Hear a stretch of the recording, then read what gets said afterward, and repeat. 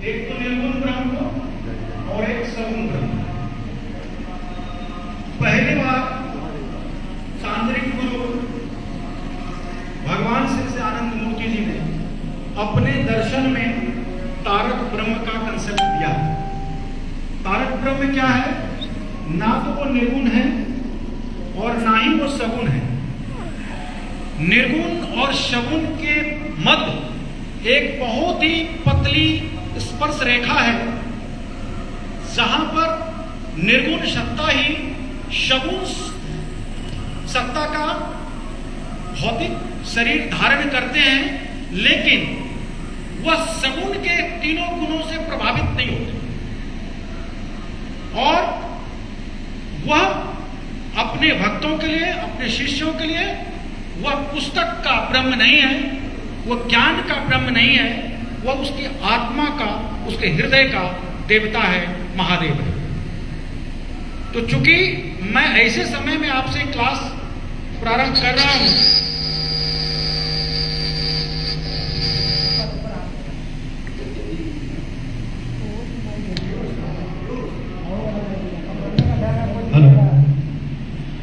अभी 2024 है। आनंद मार्ग की स्थापना 1955 में हुई और आनंद मार्ग के संस्थापक 1921 में आए।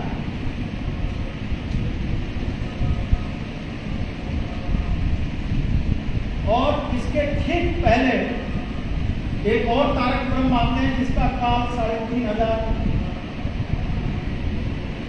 साल कहते हैं, और एक और तारक ब्रह्म आए जिसको शिव कहते हैं। इसमें मैटर टाइप कर दीजिए, मैटर नहीं यहाँ का। अब हमको आप बताइए, लिख दीजिए सेमिनार बाद में हो जाएगा, लास्ट में हो जाएगा। कृष्ण और आनंद मूर्ति,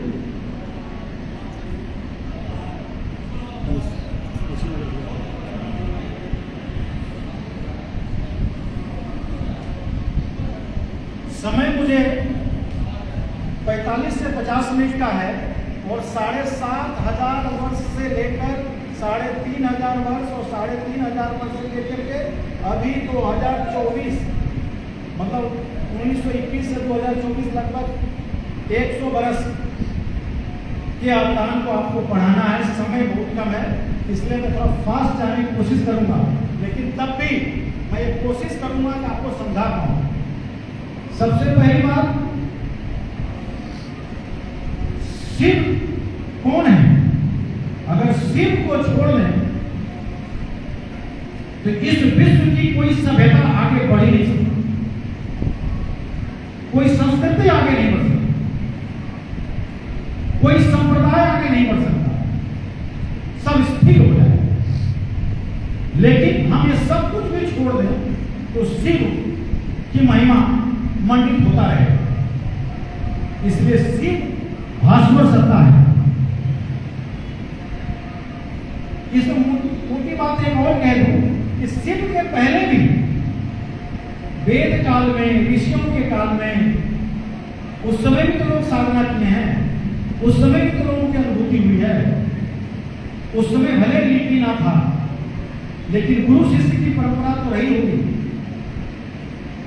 तो जब तारक ब्रह्म शिव इस धराधाम पर निर्गुण सत्ता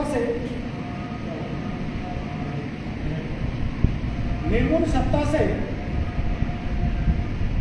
सगुण रूप धारण करके तारक ब्रह्म का रूप लेते हैं, तो उन्होंने मानव समाज के लिए क्या किया? उनको आने की आवश्यकता क्यों पड़ी? यह अहम विषय।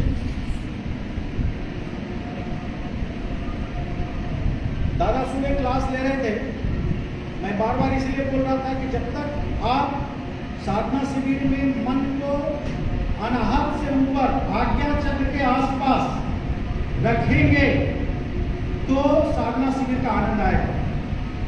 दादा ने एक शब्दों का प्रयोग किया था कि भगवान शिव ने धर्म बोध दिया।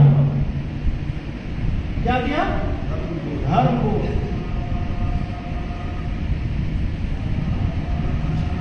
पहले मैंने एक्सप्लेन किया है तारक ब्रह्म, अब एक नया शब्द आ गया धर्म।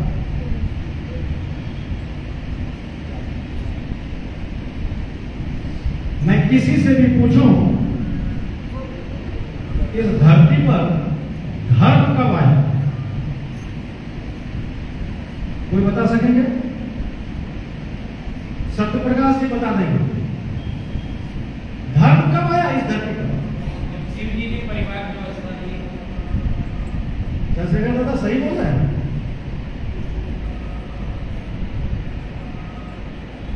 धर्म जिस समय निर्गुण सत्ता जो अक्षुण्य, दादा ने कहा था अक्षुण्य पुरुष था, उस समय भी था,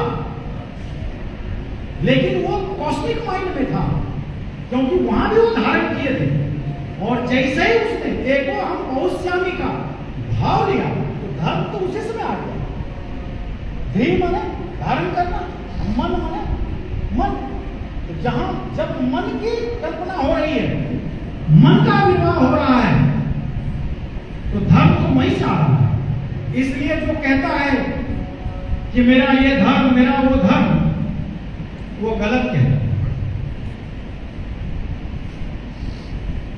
हाँ, शिव के पहले मनुष्य में धर्मबोध नहीं था, समझ नहीं रहे। भगवान शिव जब आए तो उन्होंने सबसे पहले जो तांत्रिक कल्ट किया उसमें वो धर्म को समझाया। और वो जो परिभाषा आज हम आनंद सूत्रम में, उसको मिटाऊंगा, आनंद सूत्रम में हम पढ़ते हैं बृहत् एषणा परिधानञ्च धर्म। ये क्या अभी का है? ये परिभाषा अभी का है? बृहत् की एषणा ही धर्म है। तो बृहत् को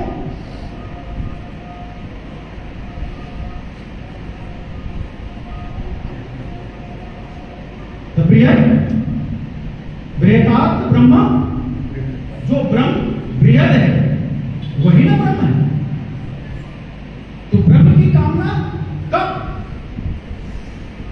जब मन धारण करे उसी समय से। लेकिन समझदारी नहीं। तो जितनी प्रकार की साधना थी उसको भगवान शिव ने, तारक ब्रह्म ने सजाया, करवाया, और जो नहीं करते थे उसके लिए वो साधना कर सके उसकी व्यवस्था की।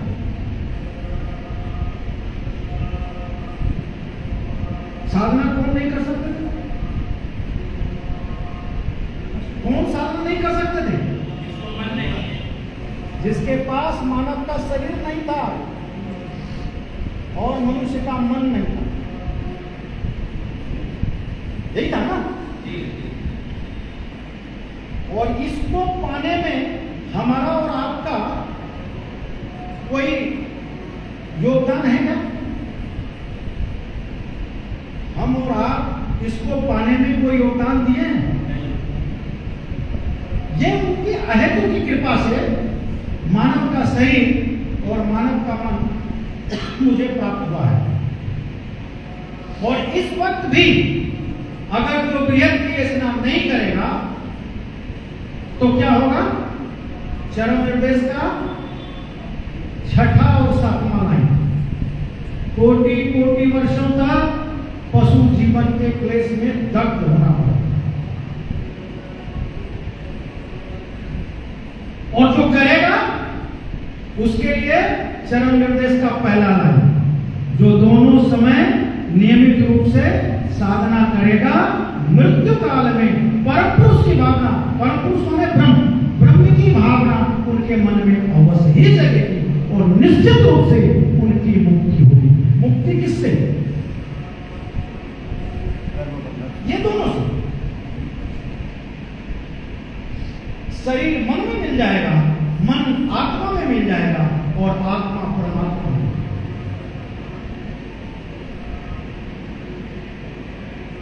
ये कौन समझा सकता है? किताब ये कौन समझा सकता? हमारे जैसा हाड़ मांस का कोई सन्यासी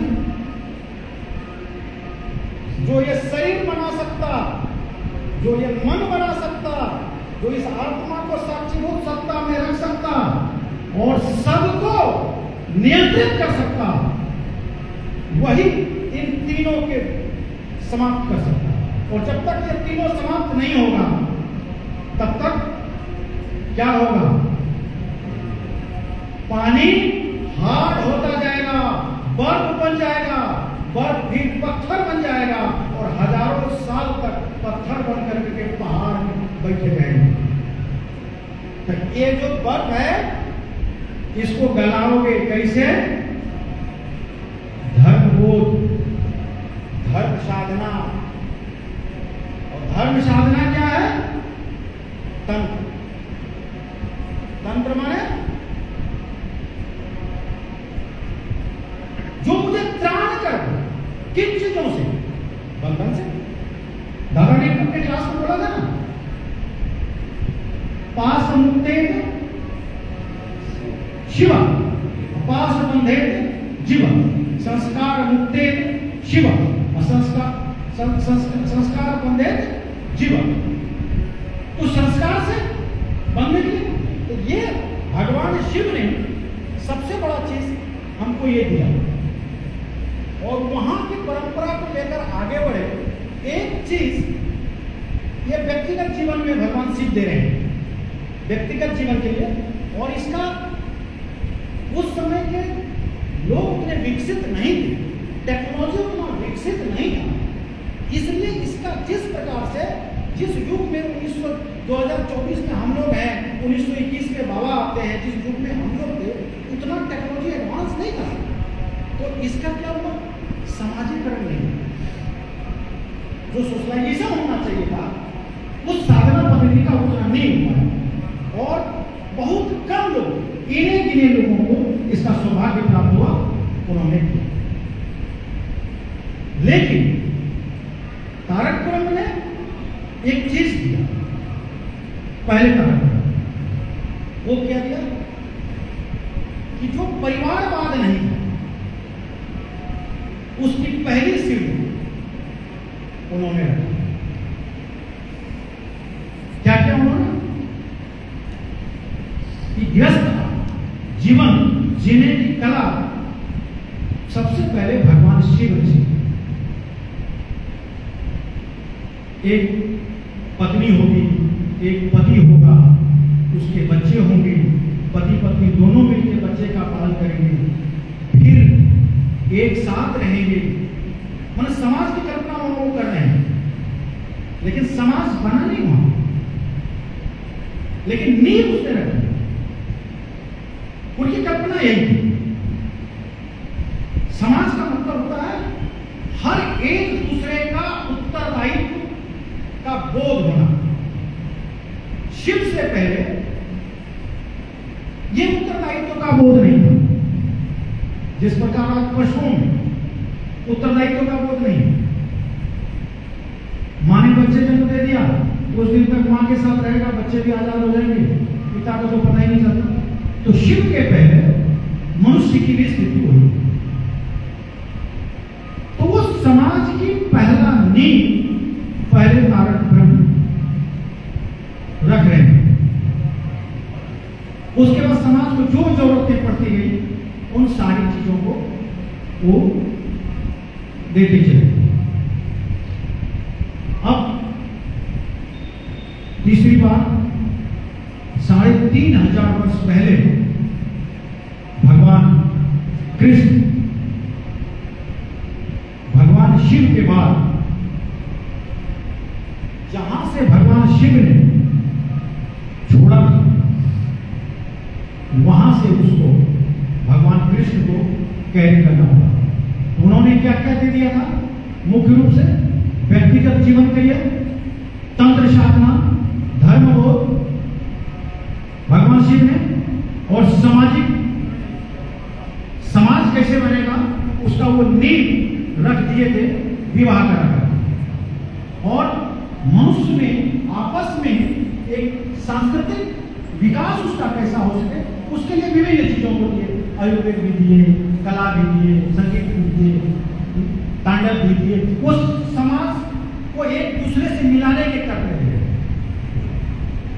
भगवान कृष्ण जब आए उनके लिए सबसे बड़ा चैलेंज था, और भगवान कृष्ण का क्या संकल्प था, पहले तारक ब्रह्म को तो आदमी को बनाने में लगा, दूसरे तारक ब्रह्म तय करके आए। क्या तय करके आए, इस बार जो मेरा मिशन होगा उसका काम मैं राजाओं से लूं, और दूसरा संघर्ष प्रारंभ से लेके अंत तक, और संघर्ष ही जीवन का जो मूल मंत्र होगा उसी को जीवन में सफलता मिलेगी। भगवान कृष्ण का संघर्ष कहां से प्रारंभ हुआ, जिस दिन जन्म लिए, और तब वो वहां से क्या देना शुरू कर देते हैं, किस चीज का पाठ वो पढ़ा रहे हैं, नैतिकता।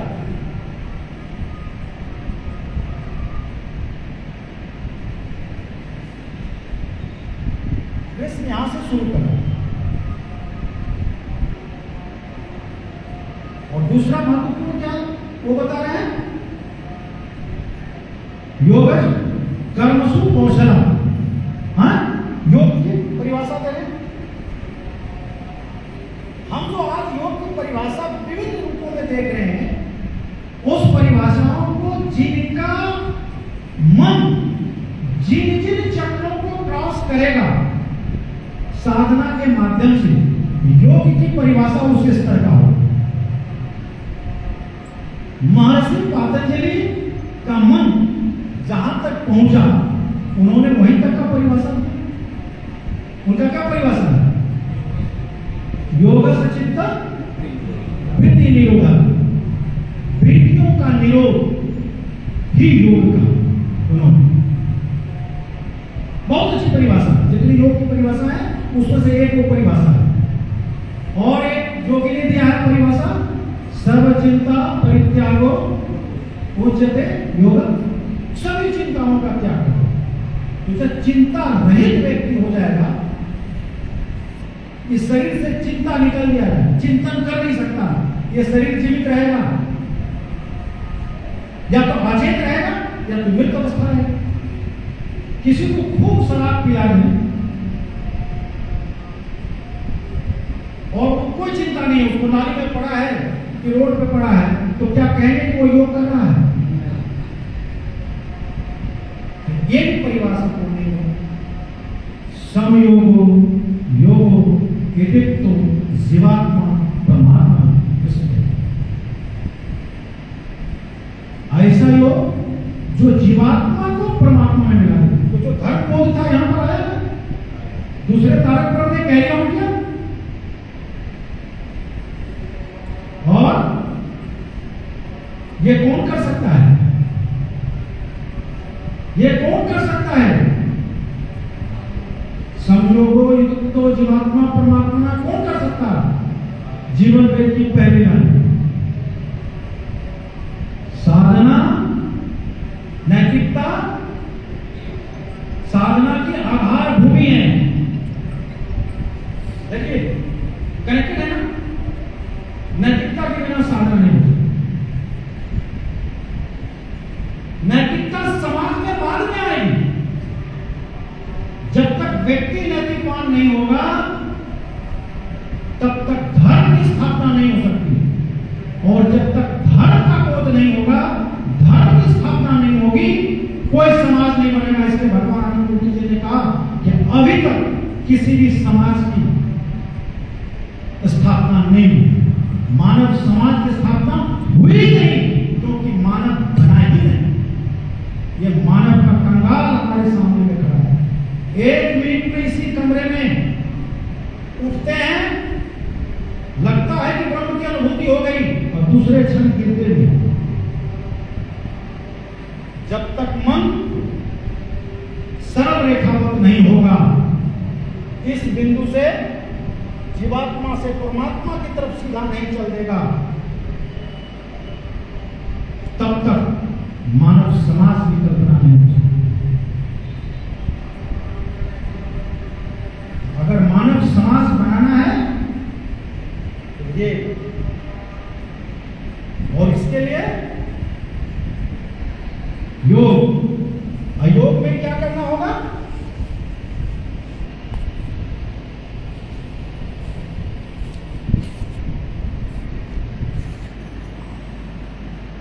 इंद्रियां,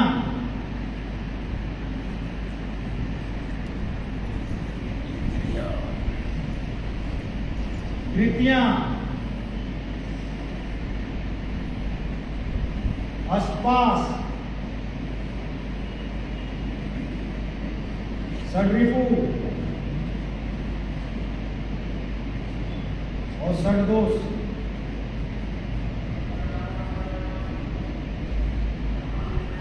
सबको किधर नियंत्रण पहले करना है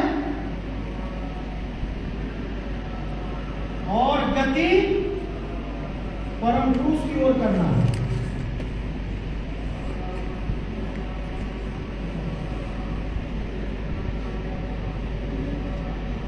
ये सब जब नियंत्रण होगा तो क्या बढ़ेगा? ये अगर इंद्रियां नियंत्रित है, वृत्तियां नियंत्रित है, आसपास षड्रिपु षड्दोष नियंत्रित है, तो क्या होगा?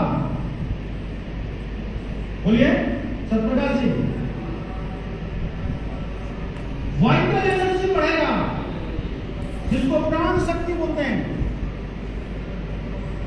क्या है? प्राण शक्ति। और इस प्राण शक्ति के साथ ईश्वर प्राणिधाम, मन इन सारी शक्तियों को आपके शरीर के अंदर जितनी शक्ति, ये सब निकाल दें तो आपके शरीर में शक्तियां रहेगी क्या? इंद्रियां निकाल दें, वृत्तियां निकाल दें, आसपास निकाल दें, षड्रिपु निकाल दें, षड्दोष निकाल दें, इस शरीर में क्या बचेगा फिर बताइए? इस सबको रखना है, नियंत्रित करना, और नियंत्रित करके गति के साथ जो ऊर्जा मिलेगा, जो वाइटल एनर्जी, जो प्राण शक्ति मिलेगा, उस प्राण शक्ति को दौड़ा देना है किस ओर? ईश्वर की ओर। तब हो जाएगा क्या? ईश्वर प्राणिधाम। तभी जाकर करके हम धर्म की स्थापना की कल्पना कर सकते हैं। तो मैं चाहूंगा कि शिव के रूप को संगीत में, भक्ति में आनंद आ रहा, थोड़ा गाएंगे शिव के रूप को संगीत में गा